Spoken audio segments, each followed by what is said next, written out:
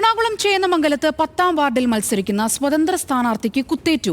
സിപിഎമ്മിൽ നിന്ന് പുറത്തു വന്ന് സ്വതന്ത്രനായി മത്സരിക്കുന്ന ഫസലിനെ കുത്തിയ മനോജിനെ പോലീസ് അറസ്റ്റ് ചെയ്തു.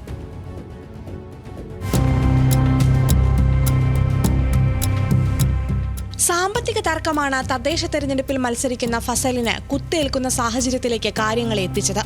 കഴിഞ്ഞ തവണ ചേന്നമംഗലം പഞ്ചായത്ത് അംഗമായിരുന്നു ഫസൽ റഹ്മാൻ. ഇത്തവണ തദ്ദേശ തെരഞ്ഞെടുപ്പിൽ 10ാം വാർഡിൽ നിന്ന് സ്വതന്ത്ര സ്ഥാനാർത്ഥിയായി മത്സരിക്കുന്നതിന്റെ തിരക്കുകൾക്കിടയിലാണ് ഫസലിന് കുത്തേറ്റത്. വെള്ളിയാഴ്ച ഉച്ചയ്ക്ക് 12:30ക്കാണ് അതിക്രമമുണ്ടായത്. കോട്ടയിൽ കോവിലകത്ത് ചിറ്റാറ്റുകര സ്വദേശി രാജ്കുമാർ എന്നയാൾ ഒരു ബിസിനസ് ആരംഭിക്കുന്നതുമായി ബന്ധപ്പെട്ട് ഫസലും ആക്രമണം നടത്തിയ മനോജും തമ്മിൽ ചില തർക്കങ്ങളുണ്ടായിരുന്നു.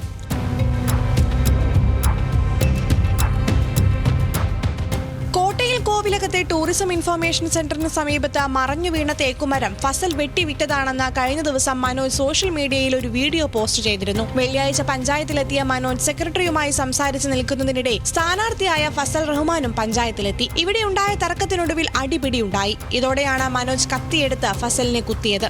നിരവധി തട്ടിപ്പ് കേസുകളുടെ പ്രതിയാണ് മനോജിനെതിരെ കഴിഞ്ഞ 2024 മാത്രം സർക്കാർ ഫണ്ട് ദുരുപയോഗം ചെയ്ത് വെട്ടിപ്പ് നടത്തിയെന്ന 2 കേസ് നിലവിലുണ്ട്. അപ്പോൾ ആ മനോജിൻ്റെ നേതൃത്വത്തിൽ മനോജ് സെക്രട്ടറി മുറിയിലുണ്ടായിരുന്നു.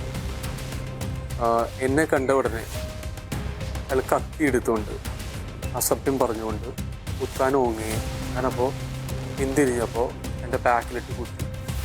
ഫസലിന്റെ ശരീരത്തിൽ 3 തുന്നലുണ്ട്. മുത്തകുന്നം കുടുംബാരോഗ്യ കേന്ദ്രത്തിലാണ് ഫസൽ ചികിത്സ തേടിയത്. മനോജിനെ പോലീസ് അറസ്റ്റ് ചെയ്തു. 10ാം വാർഡിൽ ഇടതുപക്ഷ റിബൽ സ്ഥാനാർത്ഥിയായി മത്സരിക്കുന്നതിനാൽ സിപിഐഎം ബ്രാഞ്ച് സെക്രട്ടറി ആയിരുന്ന ഫസലിനെ കഴിഞ്ഞ ദിവസം പാർട്ടി പുറത്താക്കിയിരുന്നു.